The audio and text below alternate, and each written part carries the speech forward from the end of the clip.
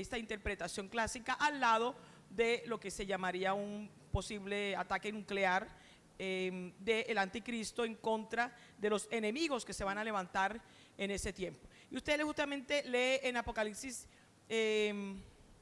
8, en el versículo 7 dice: el primer ángel tocó la trompeta y dice: y hubo granizo y fuego mezclados con sangre.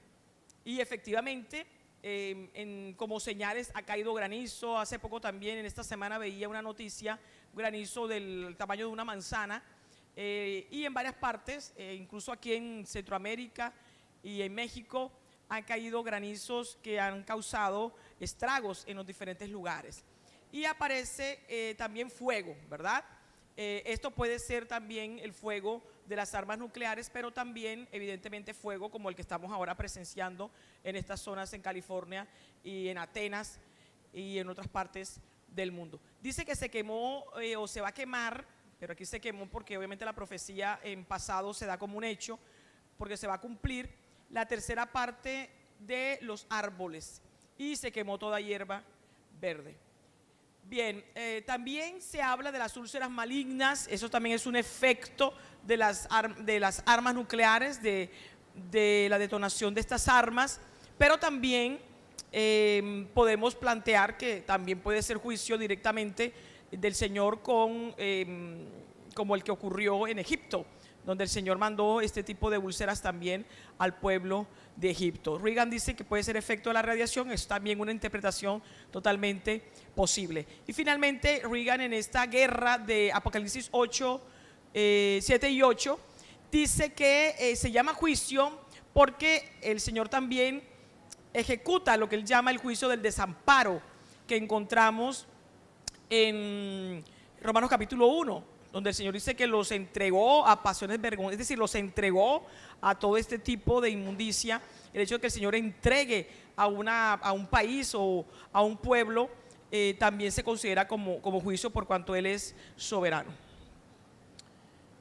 Bien, Reagan plantea que en Lucas 21, 26 también se puede sustentar el hecho de que lo que acontece en esta guerra del capítulo 7 y 8 de Apocalipsis corresponde a un holocausto nuclear. Y él dice allí, en Lucas 21, 26, dice: desfalleciendo los hombres por el temor y la expectación de las cosas que sobrevendrán en la tierra, porque las potencias de los cielos serán conmovidas.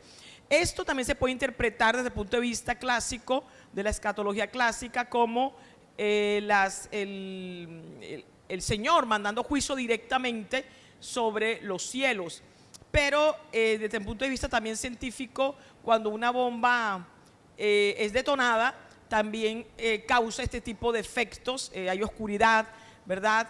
Hay lo que llaman el invierno nuclear posterior a la detonación de la bomba, etc. Esta es la otra guerra, después de esta guerra de Apocalipsis 8 y 9, y acontece en Apocalipsis capítulo 12. Y bueno, esta guerra es una guerra que acontece en los cielos. Está descrita, usted puede ir allí, Apocalipsis, en su Biblia, Apocalipsis 12.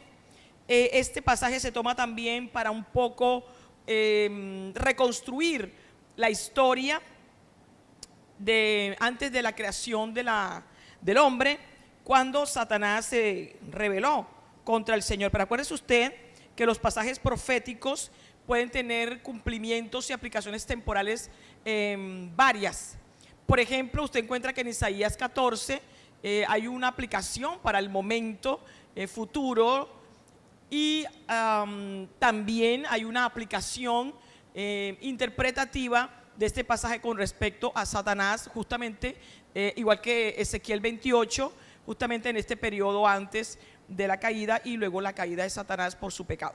Entonces podríamos también plantear que Apocalipsis 12 tiene estas dos características: una característica que apunta a una guerra que efectivamente va a acontecer en este tiempo durante la tribulación, pero también nos da luces históricas, porque hay una serie de símbolos allí utilizados que apuntan a periodos históricos en la historia de Israel.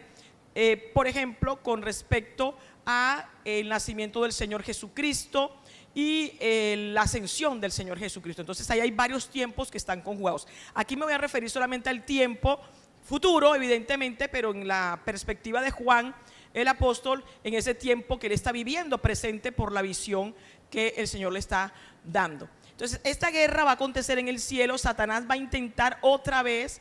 Mire que el diablo ya sabe que le queda poco tiempo. El diablo conoce la Biblia, conoce la profecía bíblica. Por eso es que los hijos de Dios, la iglesia, tiene que conocerla, porque el diablo la conoce. Él sabe que le queda poco tiempo.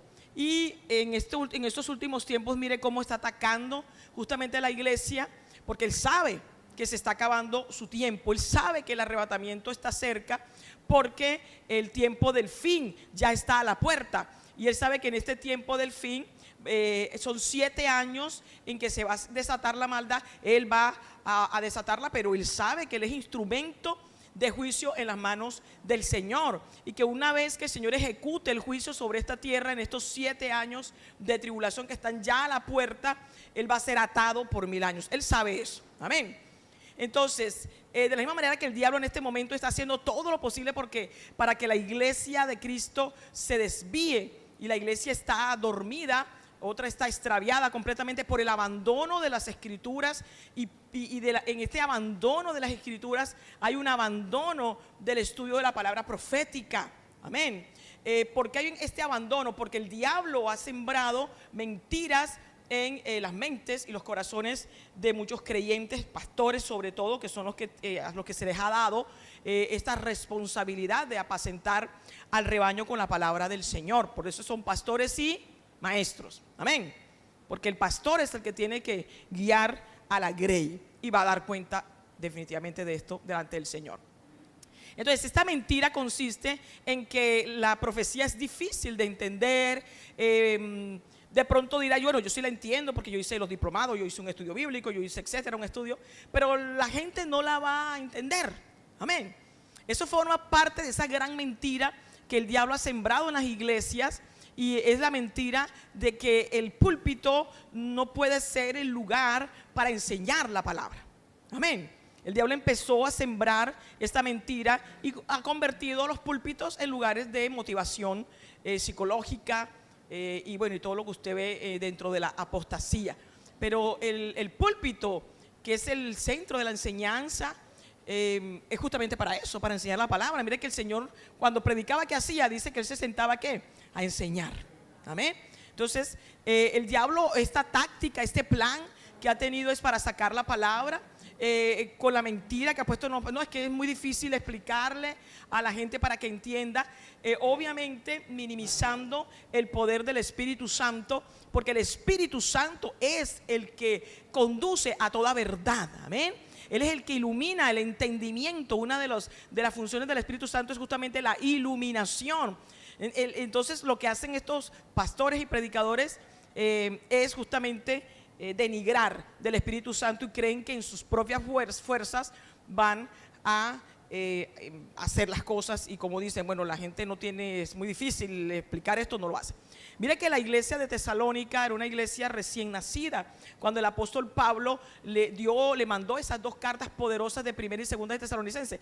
¿Y cuál es el tema central en estas 2 cartas? El tema profético, el tema escatológico, amén. La primera carta centrada fundamentalmente en el arrebatamiento de la iglesia, y la segunda carta en la segunda venida de Cristo, pero también mencionando el rapto de la iglesia. De tal manera que este es un engaño del diablo. El diablo conoce la profecía bíblica, conoce la Biblia, ¿verdad? Y él sabe que ya el tiempo se le está acabando totalmente. Y cuando comience la tribulación, ya sabe que el tiempo se acaba, porque él sabe que son 7 años.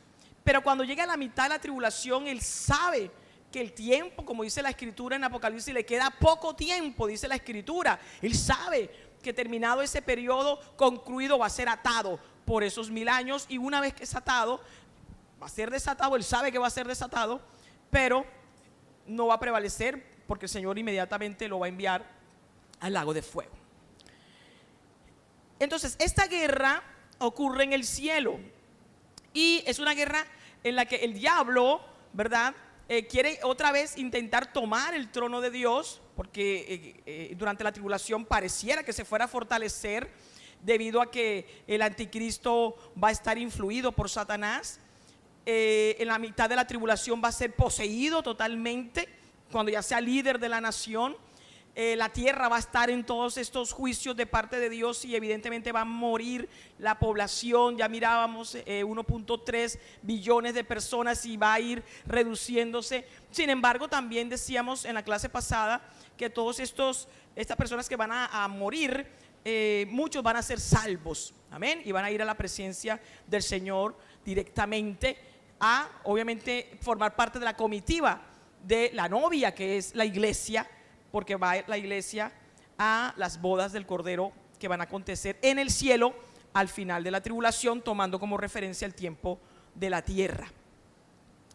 Entonces, ¿qué ocurre? El arcángel Miguel dice claramente en la escritura que va a pelear y va a prevalecer. Apocalipsis 12, para los que están atrás que pueden leer en su Biblia, versículo 7 dice: después hubo una gran batalla en el cielo.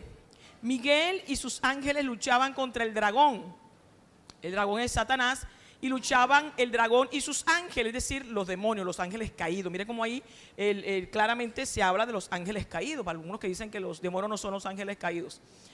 8, pero no prevalecieron, ni se halló ya lugar para ellos en el cielo. ¿Qué está ocurriendo? Lo que se está diciendo aquí es que Satanás está en el segundo cielo, tiene allí, se domina toda esa parte y se desplaza. El libro de Job claramente nos dice, recorre toda la tierra, ¿verdad? Buscando a quien devorar, como dice el apóstol Pedro. Y a los demonios, dice claramente Efesios 6, dice que hay potestades, principados, gobernadores de las tinieblas de este siglo,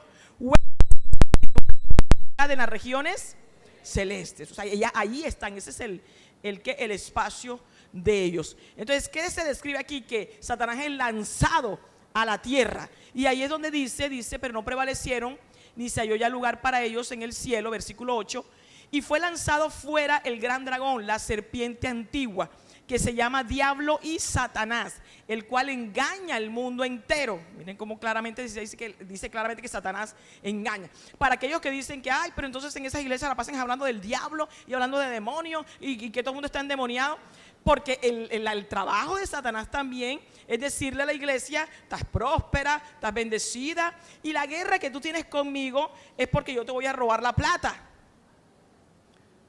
A eso se ha reducido Satanás. Satanás se ha reducido a un ladrón de plata, amén, de prosperidades. Y entonces usted encuentra una cantidad de incluso canciones como esta canción demoníaca de Arrebato, de una señora, yo no me acuerdo el nombre, demoníaca esa canción, ¿verdad? La señora Mancio, apóstata terrible, mi hermano, y una canción demoniaquísima, donde dice que le arrebata al diablo esto y le arrebata aquello. O sea, ¿qué le va a arrebatar? El Señor Jesucristo venció a Satanás en la cruz del Calvario, amén, lo venció en favor nuestro, amén. No porque el Señor necesitara vencerlo, porque hubiese una lucha entre Satanás y el Señor, ¿verdad? A la manera de pronto como humana. No, lo venció en favor que nuestro, porque Él es el segundo Adán. Lo venció para que nosotros pudiéramos, aleluya, tener otra vez ese señorío que el Señor nos dio, que es espiritual, evidentemente. Es decir, quitarnos el yugo del diablo para poder darnos la victoria y que pudiéramos salir de la esclavitud del pecado, amén. Y evidentemente las consecuencias del pecado, que es la muerte. Así que es una victoria del Señor a favor nuestro, por su amor, su misericordia y su gracia, amén. ¿Cuántos dicen amén a eso? Amén. Entonces, no, la guerra contra el diablo no es esa, ¿no? Claramente el libro de Efesios lo dice, ¿verdad? Y dice que por eso tenemos que tomar toda la armadura de Dios para poder resistir y estar, ¿verdad?, firmes en el día malo. Satanás está atacando al creyente principalmente ¿para qué? Para poder derribarlo y sacarlo de los caminos del Señor, amén. Y derribando al creyente y sacándolo de los caminos del Señor, obviamente trunca la obra del Señor, amén. Porque esa persona que ya se apostata y se va del camino del Señor, ya no va a ser instrumento del Señor, instrumento de justicia, sino que Satanás lo usa más bien como instrumento de iniquidad. Entonces esa es la guerra. Y por eso dice que nuestra armadura es tomar, aleluya, el yelmo de la salvación. Mire que aparece el yelmo de la salvación, el casco. Yo soy salvo, y salvación tengo en Cristo, que es mi Salvador y mi Señor. Habla de la coraza de justicia, soy justificado. Amén. Quien me justifica. Dice que tomemos también la verdad, ceñidos los lomos con la verdad. Y la verdad es la palabra de Dios. Amén. Y todo el que camina en la palabra de Dios camina en la verdad en todo tiempo y camina en la justicia en todo tiempo. Habla de la oración en el Espíritu. Habla del escudo de la fe para poder derribar todos los dardos de fuego del maligno. Habla de la espada del Espíritu, que es la palabra de Dios. Y habla del apresto del Evangelio de la paz. Yo por ahí no veo ninguna pelea por plata. ¿O usted la ve? Por cosas materiales, no, se corrompen. Entonces ese es el engaño que Satanás tiene en la iglesia. Y hacerle, eso es en cuanto a algunos. A otros le dice, no hay guerra. Ya Cristo murió por nosotros y ya no hay ninguna guerra. Ya el diablo está vencido. Pero es que la Biblia claramente dice que él está vencido. Pero la influencia de Satanás continúa.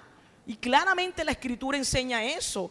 ¿O por qué la palabra de Dios dice, por qué las Escrituras dicen que anda como león rugiente buscando a quien devorar? Y todo el tiempo la palabra está diciendo que nos mantengamos en fe, en santidad, ¿verdad? Resistid al diablo y él huirá de vosotros. Y el Señor permanente. Si ya fuera que ya está vencido y ni me preocupo por nada, me desapercibo, no oro, no guerreo, ¿verdad? Descuido la santidad, entonces y sigo estando bien porque el Señor ya venció.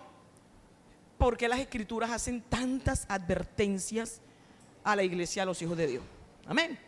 Ese es otro engaño del diablo. Entonces mire, dice allí que engaña al mundo entero. Usted dirá, ay pastora, pero es que nosotros no somos parte del mundo. Pero aquí la palabra mundo entero se está refiriendo a la tierra, mi hermano. Engaña, su objetivo es engañar. Engaña al mundano, el que forma parte de la ión, ¿verdad? Del sistema, del estado de cosas del mundo. Nosotros no pertenecemos a ese estado de cosas. Y engaña al que está en el mundo, entendido mundo como tierra. Amén. Y dice, fue arrojado a la tierra y a sus ángeles, y sus ángeles fueron arrojados con él. Qué tremendo, ¿verdad? Y dice, y sus ángeles. Esto es por eso es que comienza la gran tribulación. Porque Satanás aquí los demonios van a ser visibles, van a caminar por las calles. En este tiempo la iglesia los ve, en las que están en el espíritu los ve, ¿verdad? Le ven los demonios a la persona, porque todo el que no está en Cristo está endemoniado. Cuando nosotros no estábamos en Cristo, estábamos ¿qué? Endemoniados. Y entonces mi Señor era Satanás. Amén. Y Satanás va a ser el Señor y no va a poner un demonito. Eso es absurdo, ¿verdad? ¿Éramos hijos de quién? Del diablo. La Biblia nos lo dice. Hijos del diablo. Entonces miren que aquí va a estar ahí pululando. El Señor lo va a permitir para que el ser humano sepa que la realidad espiritual es verdad. Y dice el 10, entonces oí una gran voz en el cielo que decía, ahora ha venido la salvación, el poder y el reino de nuestro Dios y la autoridad de Jesucristo. Está anunciando, aleluya, ya el milenio que va a comenzar al final de la tribulación, porque ha sido lanzado fuera el acusador de nuestros hermanos, el que los acusaba delante de nuestro Padre, de nuestro Dios, día y noche. Cuando esto ocurre, el diablo se da cuenta que le queda poco tiempo, mi hermano, y por lo tanto decide destruir al pueblo judío. Y Reagan dice que le hace guerra a los santos y al pueblo de Israel, y ahí el pueblo de Israel está representado en la mujer, ¿verdad? Con las estrellas, ahí en este caso, porque la mujer no es María, sino que hay un recorderis de este sueño que tuvo José y que representa realmente las tribus de Israel que saldrían de los lomos de Jacob. Entonces usted encuentra que ahí está representado es Israel. Por eso dice la escritura que la salvación viene ¿de qué? De los judíos. Es decir, el Salvador viene del pueblo judío. Y Satanás decide perseguir tanto a los santos, refiriéndose a gentiles salvos, pero principalmente aquí dice que quiere destruir al pueblo judío. Recuerde que ese ha sido el propósito de Satanás todo el tiempo, de destruir al pueblo judío, de destruir a Israel. Amén. Y lo ha hecho de todas las formas, con todas las estrategias. Una de ellas, las últimas estrategias, las puso en marcha en esta Segunda Guerra Mundial, usando a Hitler, ese odio que le tenía a los judíos, y con todo lo que usted conoce de los campos de concentración, etcétera, que forma parte de este odio ancestral de Satanás que pone en los diferentes pueblos. Y yo quiero recordarle, justamente ahora a raíz de la liberación de Tamimi, la muchacha de esta familia que ha matado muchísimos judíos, una familia asesina de judíos, y estuvo 8 meses, acuérdese, del pueblo palestino, presa por haber agredido a un soldado israelí en la zona de Cisjordania. Ellos tomaron, porque el palestino lo que hace es provocar al soldado israelí, para entonces el otro palestino está ahí para tomar la foto justo cuando el israelita responde, para después decir, mira cómo nos maltratan, mira cómo nos, etcétera, etcétera. Entonces ellos tomaron esto, pero sale el video donde ella patea y golpea al varón. Él no hace nada. Entonces eso lo colgaron en Facebook, en todo, y eso se volvió viral. Eso mismo lo usó Israel para procesar a la muchacha. 8 meses, acaba de salir. Es ¿cómo le llaman eso? Un ídolo. Incluso en el muro en Cisjordania está pintada. Abbas la recibió como una heroína y le dijo que siguiera por la causa palestina y que bien que mueran los judíos. Y me estaba leyendo en Enlace Judío, que es otro periódico que usted puede leer, se llama Enlace Judío. Salen buenas noticias, sobre todo, no proféticas, sino que uno lee ahí y uno dice, sí, esto es profético. Para el trabajo final, Enlace Judío. Y para los que leen inglés, Jerusalem Post también, es solamente periódicos seculares. Jerusalem Post, ese está en inglés. Ahí también puede consultar noticias fresquecitas, y usted puede después mirar, ahí se ve la palabra profética que está en proceso de cumplimiento o consolidándose. Y yo leí allí una columna de un periodista, y el hombre hace un recuento de esta familia de Tamimi, y es increíble. La mamá mató a no sé cuántos judíos, niños, 22 niños, entre ellos judíos. Y dice que los nombres que le tienen a no sé cuántos grupos son nombres nazis. O sea, han tomado todas las denominaciones nazis, ¿verdad?, para señalar y designar sus causas, sus grupos, etcétera. Son defensores de Hitler. Amén. Y se denominan seguidores de Hitler. Entonces, para que usted vea el grado del odio que hay en este conflicto que nosotros estamos presenciando delante de nuestros ojos, que no es una cuestión política, es una cuestión espiritual. Entonces, Reagan dice que Satanás odia a los judíos por varias razones, y vamos a mirarlas. La primera, porque son el pueblo escogido de Dios, es el pueblo amado. ¿Cuántos dicen amén a eso? Hay que amar a Israel. Yo, a raíz de todo lo que estoy leyendo últimamente, desde el año pasado, la verdad es que la Biblia dice que hay que orar por la paz de Israel, que es obviamente orar para que venga el milenio, porque es el tiempo de paz, pero también hay que decir por la paz de Jerusalén, y hay que orar por los israelitas. Pero lo que el Señor ha puesto en mi corazón hacia los judíos, sabiendo que están en desobediencia, etcétera, pero todo el hecho de cómo el Señor los está usando poderosamente para el cumplimiento de su palabra, y darnos a nosotros, la iglesia, esa certeza de que ya está a la puerta el arrebatamiento y ya el tiempo final estamos viendo en tiempos prestados. Esa es nuestra señal, amén, principalmente. Eso a mí me da mucho gozo, amén. Me da gozo de ver cómo el Señor cumple su palabra. El Señor le llama el pueblo amado.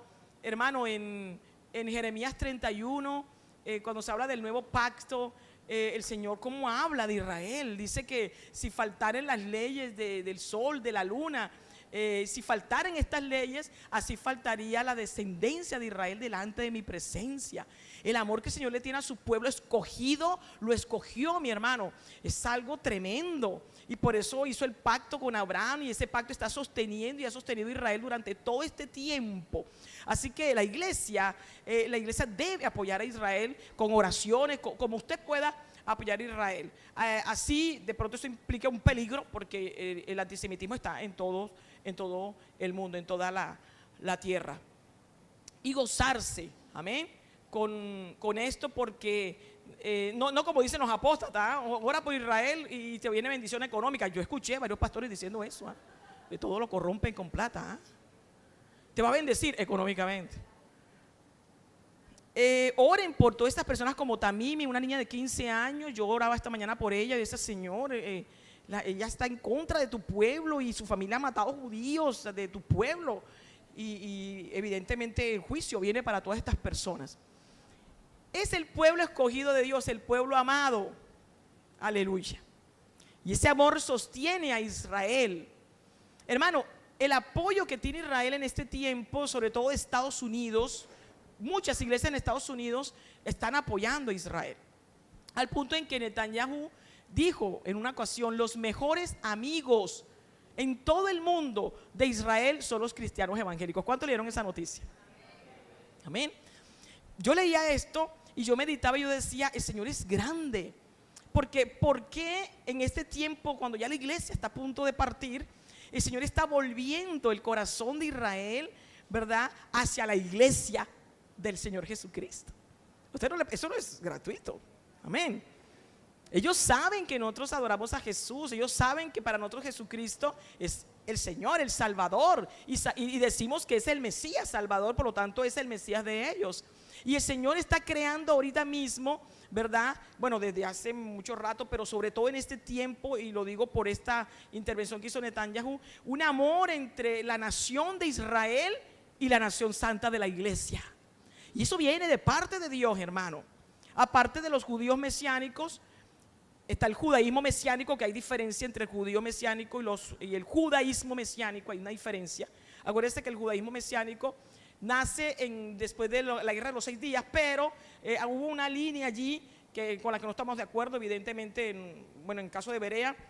Reagan ahí como que dice que sí, que tratando como de justificar varias cosas, pero no se justifican, porque empezaron a hacer judaísmo, amén, asumiendo que Cristo es Dios y es el Mesías, pero con las prácticas judías. Y entonces ya la iglesia no le llaman iglesia sino sinagoga. ¿Eso está mal o está bien? Eso está mal, ¿verdad? El Señor no dijo que había llamado a la sinagoga, había llamado a la iglesia. Entonces empezaron a recuperar las costumbres judías, ya no hablan de bautismo sino de purificación. Obviamente el término en hebreo. Se cambiaron del domingo al sábado. Cosas de ese tipo. Un judío que se convierte a Cristo no es judío, es iglesia. Amén.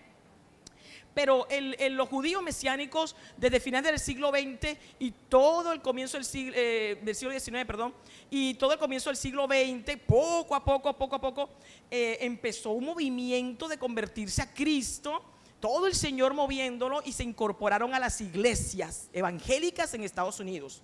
Ese movimiento estuvo. Después del 67 continúa, evidentemente, pero nace este judaísmo mesiánico. Empezó a crecer, evidentemente, porque el judío, al ver que sinagoga, se acercó, y Reagan dice que por eso muchos judíos aceptaron a Cristo, de ver que se sentían identificados con la cultura y las costumbres judías. Y luego hubo como una unión entre estos dos grupos, el judío mesiánico y ese judaísmo mesiánico, y en este momento, desde el 2005, están en crisis. ¿Por qué están en crisis? Porque varios de estos personajes, ¿verdad?, empezaron a escribir libros donde empezaron a desviarse. ¿Cuál es el peligro de una persona judía que empieza a practicar todo el judaísmo, pero que dice que Cristo es su Señor y su Salvador y es Dios? ¿Cuál es el peligro? Que cuando viene a ver, ¿le pasa qué? Le pasa lo que le pasó a Pedro. Amén. Y que Pablo le dijo: tú siendo judío, no vives como judío, ¿verdad? Y Pablo le decía: ¿y por qué entonces estás mostrando que hay que judaizar. Y efectivamente salieron varios libros, y en uno de estos libros el hombre empezó a decir que los judíos también eran salvos sin conocer a Cristo. Amén. Entonces es fácil llegar allí, ¿verdad? Es fácil llegar a un extremo de esos, porque me engaña Satanás. Amén. El Señor no vino a dentro del judaísmo tal cual, en una práctica de la ley. Amén. No, Él vino a fundar la iglesia, vino a salvar y fundó la iglesia. Entonces ahí hay una confusión, hay una crisis en este momento, pero por culpa de ese engaño, dejaron engañar de Satanás. De todas maneras, sea que el diablo haya engañado o no, déjame decirte que el Señor sí usó esos judíos mesiánicos, aclaro, es decir, convertidos a Cristo y se asimilaron a las iglesias evangélicas en Estados Unidos, para poder, como les decía, empezar el Señor a preparar todo, para que una vez que la iglesia, aleluya, estos 144,000 se conviertan, y otros después de la batalla de Gog y Magog, y cuando inicie la tribulación va a empezar una cosecha grande, persecución, muerte, juicio, etcétera, pero conversión, y a la mitad de la tribulación, ¿hacia dónde va a mirar el judío, Israel? Hacia Cristo. Amén. Y creo que también usará el Señor esta amistad que ha puesto el Señor, y este amor y esta cercanía entre los evangélicos cristianos y el pueblo de Israel. El Señor todo esto lo utiliza, aleluya, para salvación. Segundo, Satanás detesta a Israel porque Israel, los judíos, son el pueblo mediante el cual Dios trajo a este mundo al Mesías. Imagínense ustedes, al Salvador, al Señor Jesucristo. Satanás odia a los judíos por eso, y por eso los quiere exterminar y los ha querido exterminar. Tercero, son el pueblo escogido por Dios para traer las escrituras. Imagínense usted, la palabra de Dios. Los usó para conservarla. Y no solamente estoy hablando del Antiguo Testamento, sino también del Nuevo. Pablo judío, ¿verdad? Pedro judío. Ahí tenemos a Lucas, que es gentil. E inicialmente la iglesia, que es uno de los argumentos que toman el judaísmo mesiánico para decir que sí, que se puede practicar toda la cuestión judía, del judaísmo. Pero la iglesia inicialmente fue una iglesia judía, pero el Señor empezó mediante el Espíritu Santo a mostrar que Él no solamente había venido por los judíos, sino también por los gentiles. ¿Se acuerda usted esta visión que tuvo Pedro, allí en la azotea de este lienzo con animales, y luego cómo el Señor convierte poderosamente a Saulo de Tarso para mandarlo a la incircuncisión, y cómo la iglesia se volvió gentil, y avanzando el tiempo hasta el año 70 y el 135, cuando en el 70 sabemos la destrucción del templo, ya se cumple la palabra, vuestra casa os dejada desierta, de Mateo 23, pero en el 135 se marca definitivamente ya el cierre de la segunda dispersión hasta el 48, en 1948, cuando terminó la dispersión en desobediencia. Cuarto, Satanás odia a los judíos porque hay un gran remanente de judíos que se convertirá a Cristo durante la tribulación, amén, desde la mitad hasta el final. Pero esta cosecha va a comenzar justo después del arrebatamiento, va a continuar después de la batalla de Gog y Magog, y va a continuar, pero va a ser ya toda la nación a partir de la mitad de la tribulación hasta el final. Así que el Señor va a seguir trabajando, y Satanás odia este plan del Señor. Y finalmente los judíos son el pueblo que recibirá el cumplimiento, vea usted, de todos los pactos de Dios. Y el diablo evidentemente quiere dejar al Señor Jesucristo, al Dios de gloria, como un mentiroso. Por eso es que el Señor, cuando en su segunda venida, sobre su vestidura, no sobre la piel, aclaro, porque ahora hay una cantidad de iglesias que dicen que se pueden tatuar, y usted ve unos pastores tatuados y toda esa gente, y una cosa demoníaca. La iglesia de Hilson hace eso, pastor está todo tatuado, y dice pero son legalistas, y toman esta parte donde dice que el Señor Jesucristo tenía en su muslo inscrito Rey de Reyes, Señor de Señores. Amén. Y claramente se habla de que Él es fiel y verdadero. ¿Por qué el Señor viene con estos títulos y se recalcan en las Escrituras en Apocalipsis ya para el final de los tiempos en su segunda venida? Porque justamente Él viene a decir a toda la humanidad: yo soy fiel y verdadero. Yo todas las promesas, todos los pactos los voy a cumplir. Gloria al Señor por eso. Amén. Bien, judíos en lo que Reagan llama el segundo holocausto, porque va a haber más judíos muertos después de la mitad de la tribulación, cuando se conviertan a Cristo y sigan convirtiéndose, que lo que hubo durante la Segunda Guerra Mundial. Y usted lee allí justamente en Mateo 24:21 que el Señor Jesucristo le llama por eso este periodo la gran tribulación. Varios le llaman gran tribulación desde el inicio de la tribulación hasta el final.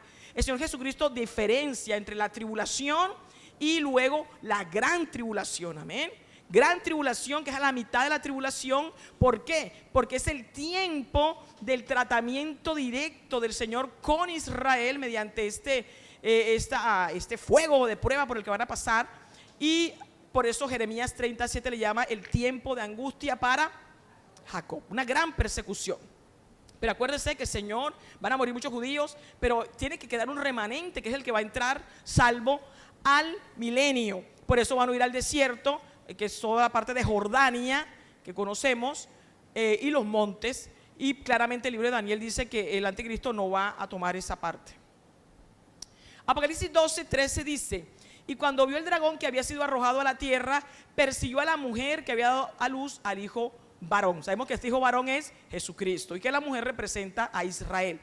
14, y se le dieron a la mujer las dos alas de la gran águila. Este es un símbolo de la gran águila que también el Señor lo ha usado en las Escrituras para representar salvación poderosa sobrenatural de parte de Dios hacia su pueblo, para que volase de delante de la serpiente al desierto, la serpiente que es Satanás, a su lugar, donde es sustentada por tiempos y la mitad de un tiempo, es decir, durante los 3 años y medio finales hasta la segunda venida de Cristo. Eso garantiza que va a haber un remanente, y dice que va a ser sustentado, o sea, el Señor va a guardar ese remanente en esos 3 años y medio de la tribulación. Dice el versículo 15: y la serpiente arrojó de su boca tras la mujer agua como un río, para que fuese arrastrada por el río. Eso apunta a toda la persecución. Pero la tierra ayudó a la mujer, pues la tierra abrió su boca y tragó el río que el dragón había echado de su boca. O sea que van a haber cosas sobrenaturales poderosas para el Señor salvar a Israel, este remanente. Bien, bueno, en cuanto al lugar que describe allí Apocalipsis, como yo les decía, algunos consideran que es la ciudad de Petra, pero coinciden que está en esta parte del cañón de lo que hoy es Jordania. Y como les decía, esto se corrobora lo que dice Daniel 11:41, donde dice Daniel allí, vamos a leer, que esta parte de Jordania, que es lo que hemos visto como Edom, Moab y Amón cuando veíamos el Salmo 83, ¿verdad? Donde también hay palestinos allí, en toda esa zona. Dice: entrará a la tierra gloriosa, esto es el anticristo, y muchas provincias caerán, mas estas escaparán de su mano. ¿Cuáles van a escapar? Dice Edom y Moab, y la mayoría de los hijos de Amón. Está refiriéndose a Jordania. Y coincide con lo que dice el Señor, de que hacia allí van a huir los judíos, este remanente. Y recuerde que decíamos que también esto nos sirve para argumentar que esta zona tiene que pertenecer a Israel, porque Jordania ahorita mismo tienen, ellos hay unas relaciones allí, pero muy endebles, debido a un pacto de paz que habían hecho después de la guerra del 67, de los 6 días, pero no se gustan evidentemente, ellos no se gustan. Pareciera que hubiera relaciones ahora con los cascos blancos que dejaron pasar, pero eso fue porque hubo orden de Estados Unidos para eso. Bien, Zacarías 13:8 dice que 2/3 partes de los judíos serán muertos, para que usted vea entonces el holocausto que va a acontecer allí.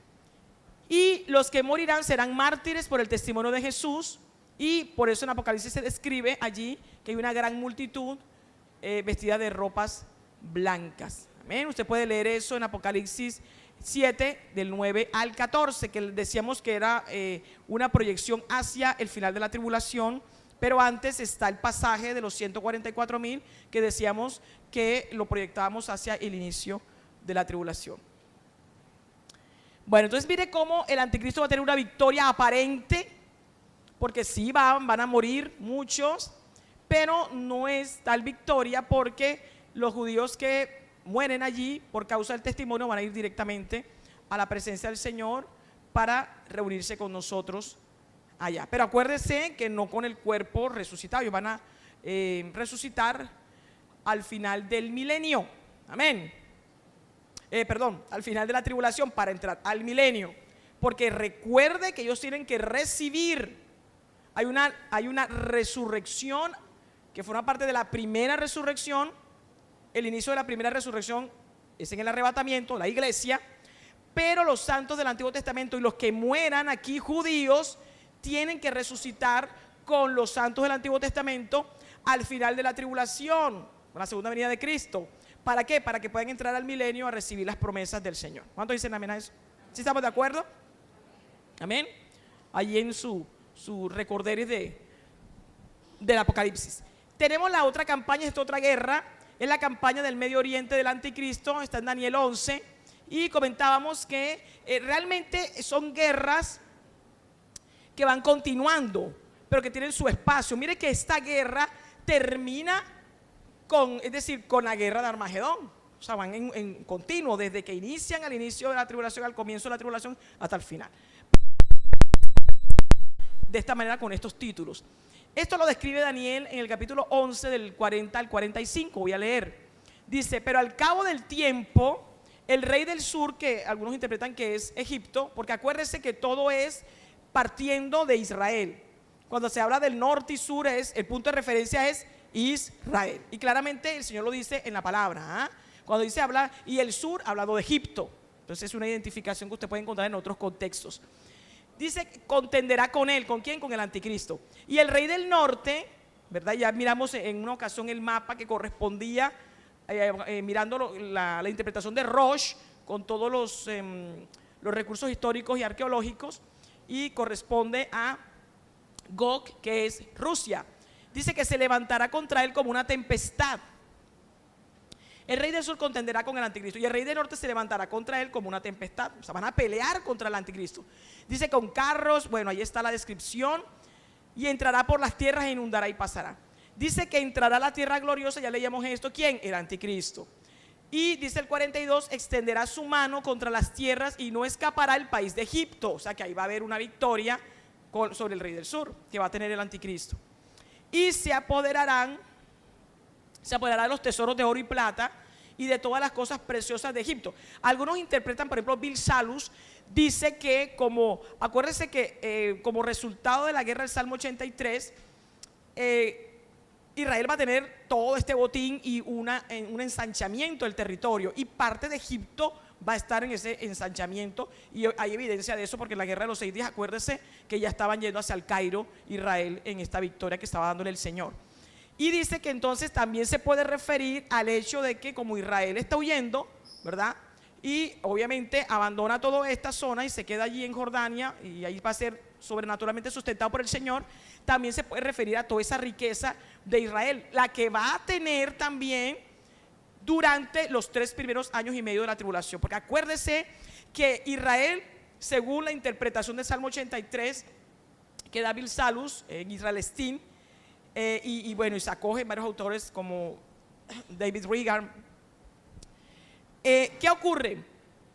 Va a tener este territorio desde el Éufrates, desde el Nilo, parte del Nilo que es Egipto, pero no todo Egipto, sino la parte de arriba, hacia el Éufrates, toda esa zona, y juntando Líbano y parte un poquitico de parte de Arabia. ¿Qué ocurre? Viene Gog, la batalla de Gog y Magog, a vencer, y ya sabemos que hay una victoria tremenda que el Señor va a dar directamente. Entonces, ¿con qué nos quedamos? Nos quedamos con Israel enriquecido. Amén. Y en ese momento es cuando inicia la tribulación, el pacto de paz. No sé qué puede incluir ese pacto de paz, no lo sabemos. No está descrito específicamente, excepto de que va a haber paz, pero una paz falsa, y que el anticristo es el que va a lograr mediar allí. pero Israel va a seguir enriquecido. Amén. Hasta la mitad de la tribulación. Ya a la mitad de la tribulación, cuando se conviertan a Cristo, porque ya el anticristo está sobre todo como líder mundial y se va a meter en el templo de Dios haciéndose pasar por Dios. Obviamente Israel se convierte a Cristo, empiezan las conversiones hasta el final de la tribulación. Entonces todo ese territorio lo va a tomar el anticristo. ¿Usted me está siguiendo? Entonces aquí lo que está diciendo Daniel es justamente eso, y dice: y se apoderará de los tesoros de oro y plata y todas las cosas preciosas. Dice, toda esa zona. ¿De qué? De Egipto. Y dice, ¿los de qué? De Libia y de Etiopía le seguirán. O sea que va a avanzar hasta la zona norte de África y tomará toda esa zona. Pero dice el 44, pero noticias del oriente, porque como él está entretenido, vence el sur y se empodera, ¿verdad? Pero allá está el norte, está Rusia allá, viendo a ver cómo lo destrona. Y China y otros, porque son reyes del norte, primero estará Corea del Norte, pronto Japón, no sé. Ahí también dicen, no, pero este se nos está como que subiendo al poder, ¿no? Hay que luchar contra él. Entonces, es decir, una vez que el anticristo se suba como el líder mundial, van a tratar de derrocarlo. Y eso ha sido la historia de la humanidad, ¿verdad? La historia de la humanidad es tratar de, quítate tú para ponerme yo. Derrocar a los reyes, derrocar a los presidentes, derrocar a los tronos, derrocar a los imperios. Entonces, como les decía, ya el anticristo a punta de sangre y fuego va a dejar de perseguir a Israel, porque le van a llegar esas noticias de Oriente, le van a llegar las noticias del sur, luego de Oriente, y dice allí el 44, pero noticias del Oriente y del Norte. Entonces, al parecer, China y Rusia se van a ¿qué? A unir. ¿Está siguiendo? ¿Hay evidencia de eso? Totalmente. Amén. Y no estamos en la tribulación. O sea que todo está bien cerca, ¿verdad? Bien cerca. Entonces dice allí, y saldrá con gran ira para destruir y matar a muchos. Y dice, y plantará las tiendas de su palacio entre los mares. Algunos dicen que de pronto es en el Mediterráneo. Y el monte glorioso y santo, o sea que va a tener como el cuartel general Jerusalén ahí. Y me imagino con tecnología, no sé, pondrá no sé qué cuestión dentro de los mares, ya la hay, ¿verdad? Todas estas ¿cómo se llama? Estas presas para extracción de gas y petróleo están en medio del mar y hacen toda una casi ciudad, plataformas, y son casi ciudades dentro del mar. Entonces, bueno, esto lo va a hacer y va a tener también su cuartel general en Jerusalén. Obviamente todo el Señor preparándolo, porque acuérdense que el Señor está soberanamente guiando todo este proceso en la tribulación. ¿Para qué? Para que se cumpla la palabra de que van a llegar los ejércitos y van a rodear Jerusalén, tal y como lo dicen las escrituras. Y dice el 45, y plantará las tiendas de su palacio entre los mares y el monte glorioso santo, mas llegará a su fin y no que tendrá quien ayude. Ahí se está refiriendo al final de la tribulación, cuando el Señor venza al anticristo. Entonces, la explicación la tiene usted en el documento. Cuando el anticristo se obsesione con destruir a los judíos, a los santos, a la mitad de la tribulación por la conversión a Cristo, las naciones del mundo van a ver una oportunidad para levantarse contra el dominio mundial del anticristo. Y eso es lo que dice Daniel de las noticias del norte y del oriente que le llegan a este varón, y del sur inicialmente, ¿verdad? Y bueno, la interpretación que hace Reagan en esta parte es que primero va a ser Siria. Interpreta Siria como norte, pero otros lo interpretan como Rusia, y abajo pues Egipto. Amén. Y bueno, y tenemos el anticristo invadiendo Jerusalén, pero la parte y toda la tierra de Israel, pero se escapa a Jordania, como ya dijimos.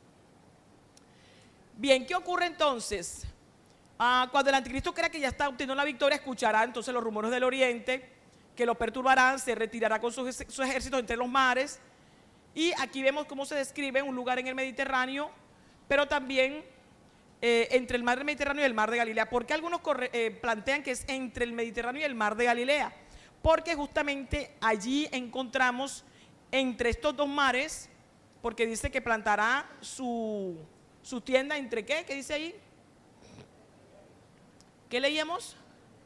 El 45, y plantará las tiendas de su palacio entre los mares. Entonces, una interpretación es que es en todo este valle, es decir, el Señor lo va a llevar al valle de Megiddo, que es el valle de Armagedón. ¿Para qué? Para que allí lleguen los reyes de Oriente, es decir, llegue China con todos los demás, llegue Rusia. ¿A qué van a llegar ellos? Van a llegar a pelear contra el anticristo. Dice Daniel 11:44, perdón, eso ya lo leímos ahorita, pero en Apocalipsis 16:12 se puede establecer una relación y dice allí: el sexto ángel derramó su copa sobre el gran río Éufrates y el agua de este se secó. ¿Para qué? Para que estuviese preparado el camino para los reyes del Oriente, para que lleguen al lugar de la tierra gloriosa que es Israel y Jerusalén, para que el ejército de 200 millones, en ese momento, este ejército de Oriente, ya habíamos dicho, ¿verdad?, que esto es otra evidencia de la palabra profética, porque en la época de Juan, toda la tierra más o menos tenía una población, toda la tierra, de 200 millones. ¿Amén? Pero aquí se especifica que es del Oriente, que viene un ejército de 200 millones. Y usted sabe que China tiene más de 1.000 millones, ¿verdad? ¿Amén o no amén? De habitantes. De ahí va a salir un ejército bien grande, ¿ah?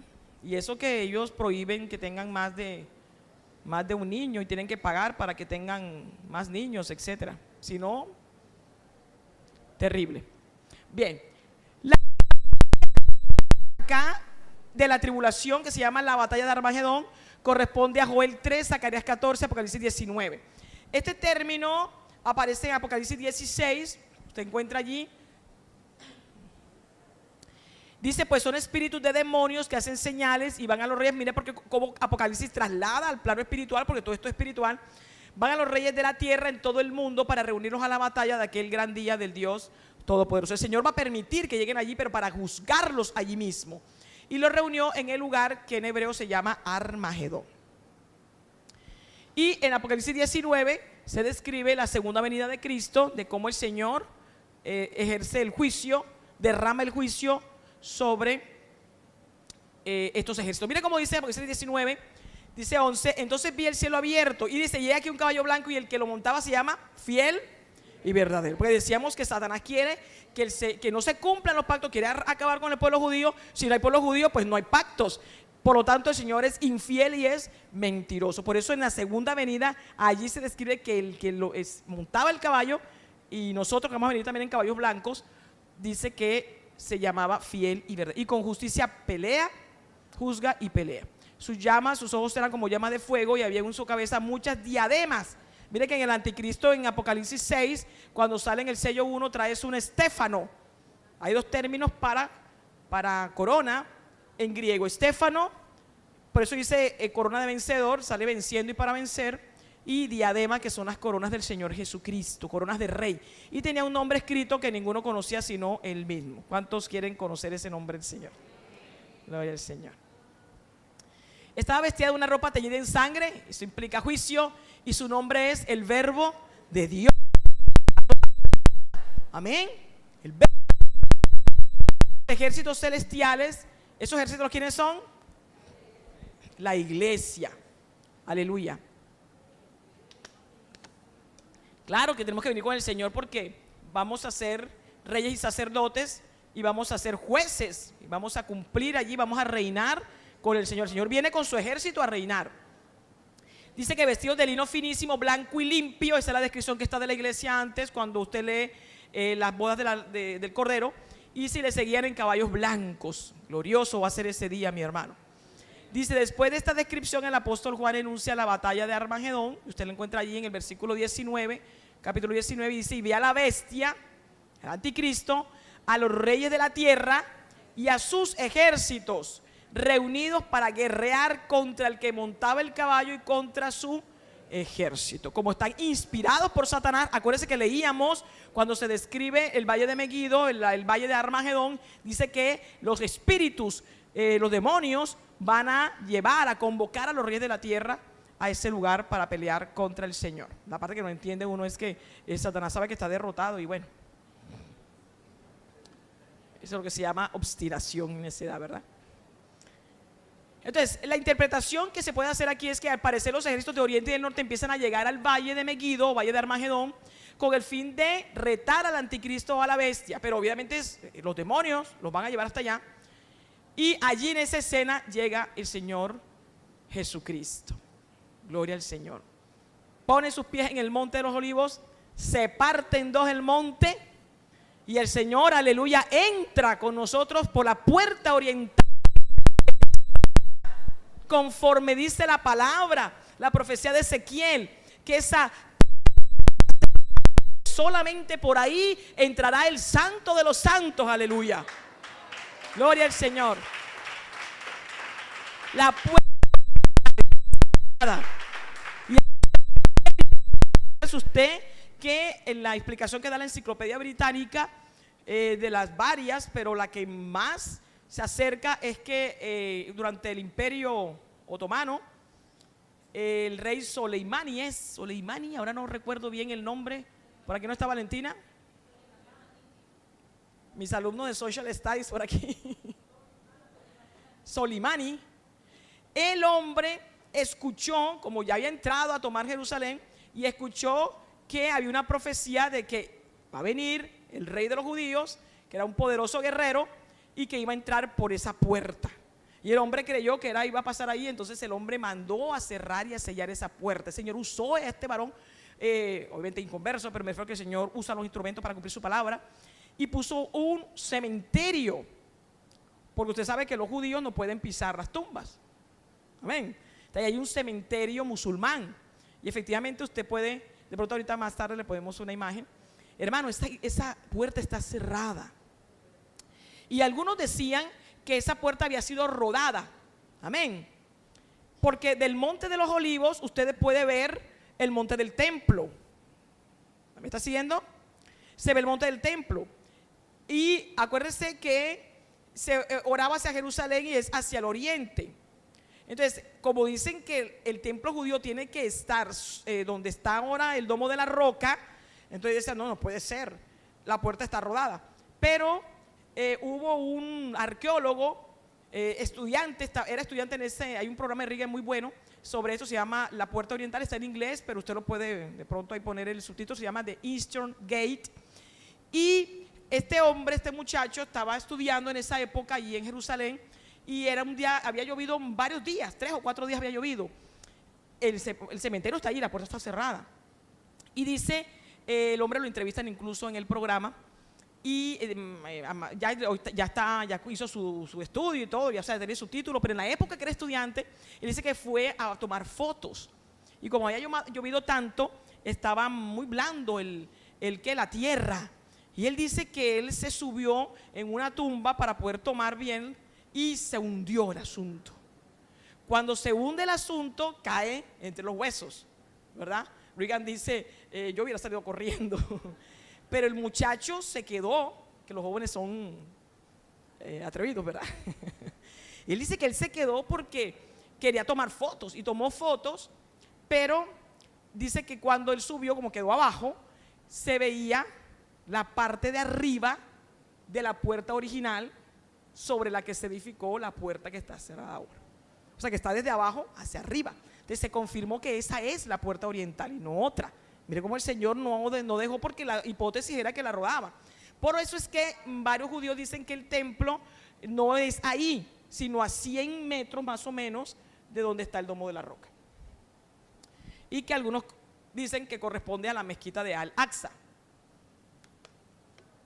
Y por eso algunos dicen, los árabes dicen que el plan de los judíos es tumbar la mezquita, que se caiga de manera extraña, para entonces edificar el templo ahí. No sabemos qué va a pasar, ¿verdad?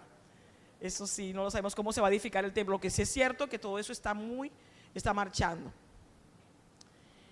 Bien, la bestia y sus ejércitos serán destruidos, según de Tesalonicenses 2 dice en el versículo 8, y entonces se manifestará aquel inicuo a quien el Señor matará con el espíritu de su boca y destruirá con el resplandor de su venida. El Señor, algunos dicen, simplemente va a pronunciar una palabra, shwas, y automáticamente allí es vencido y echado en el lago de fuego el anticristo con el falso profeta. Mira el destino del jefe de la gran ramera. Y acuérdense que la gran ramera va a estar integrada por el ecumenismo, amén, que ya está en marcha y del que forma parte muchos apóstatas, iglesias apóstatas, cantantes apóstatas, predicadores apóstatas que están regodeados en la gloria de hombres porque prefirieron más la gloria de hombres que la gloria del Señor. Bien, después de esto viene el interludio, que llaman, Brian le llama interludio, son los 1000 años.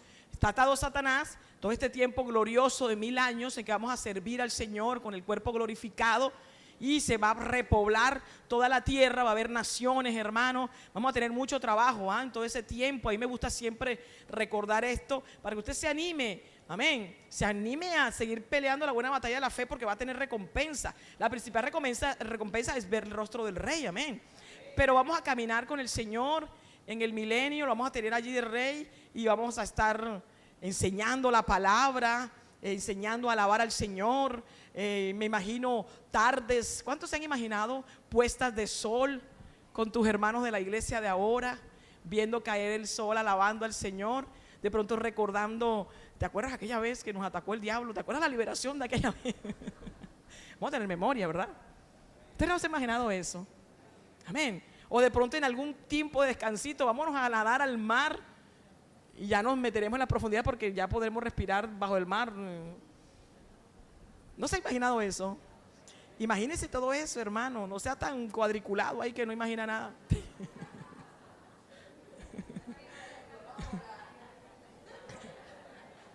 Usted no anhela ese tiempo. Vamos a volar. Entonces ya no es que Felipe se encontró en Azoto, ahora es que Andrea se encontró en Bangladesh. Va a ser un tiempo glorioso, hermano. Y ahí va a haber un matrimonio. Un hermano tuvo un sueño, el hermano Luis, y decía que era un escenario milenial y que había un matrimonio. Y él decía que nosotros estábamos y se veía hacia abajo y todos estábamos de blanco. Y decía el varón que nosotros hablábamos y decíamos, el corazón del varón es un corazón para el Señor, pero la varona no. Es decir, vamos a poder ver lo que hay en el fondo del corazón. Amén. Ya no nos va a engañar nadie ni nada. No hay testigos. No van a poder decir, no, así no es. Yo te estoy viendo el corazón. Ya pensaste tal cosa, ya lo pensaste. O sea, va a ser un servicio, hermano, con poder y gloria. Si lo es en este tiempo que el Espíritu Santo está en nosotros, cuánto más que vamos a tener nuestro cuerpo glorificado. Gloria al Señor. Amén. Vamos a poder participar de todas las reuniones en el templo milenial. ¿Cuántos se imaginan ese templo milenial? Aleluya. Así que vale la pena, ¿verdad? Sufrir por el Señor, padecer, mantenernos en la palabra. Así el 90% de la iglesia esté perdida en la prosperidad, el 10%, y espero que sea más. Estamos esperando las promesas del Señor porque nosotros no queremos nada corruptible. Nosotros estamos esperando la corona incorruptible, aleluya. Gloria al Señor. Bien, ¿qué ocurrirá después? Bueno, ahí tenemos toda la cita que usted tiene en el canal de Berea. Hay muchas prédicas, sobre todo las iniciales. Hay una serie completa sobre el milenio. ¿Qué va a pasar con nosotros en el milenio? ¿Qué vamos a hacer? ¿Cómo va a ser la adoración en el milenio? Ahí usted encuentra prédicas precisitas. ¿Cómo vamos a enseñar en el milenio? Hay una parte también que va a pasar antes del milenio, en el culto en el cielo, mientras la tribulación está abajo. Hay una serie completa de prédicas. Usted puede entrar al canal de Berea y puede verlas allí. Dice la Escritura que va a acontecer la última batalla, hermano. Este es el cierre del tiempo histórico cronológico de la humanidad. Amén. Yo me maravillaba porque leyendo toda esta parte de los imperios, yo le decía al pastor justamente antes de venirme, y él me decía, pero cuéntame. Yo no descubrí nada diferente, sino que cuando uno empieza a ver esa es la historia de la humanidad, hermano, desde que arrancó en Edén y los gobiernos humanos, ¿verdad? La dispensación de gobierno, que acuérdense que termina con el tiempo de los gentiles, 6,000 años de gobierno humano, bueno, menos casi, sacando el tiempo en que Adán estuvo, evidentemente, y toda esta parte del inicio. Todo este tiempo en que el Señor es soberano sobre la historia, pero el ser humano es el que ha estado gobernando. Entonces uno ve esta historia de los imperios, vamos a ir ahorita al receso, y definitivamente, ahora voy a decir eso después del receso, definitivamente el Señor es glorioso y lo vamos a mirar ahorita, viendo esta parte final, la parte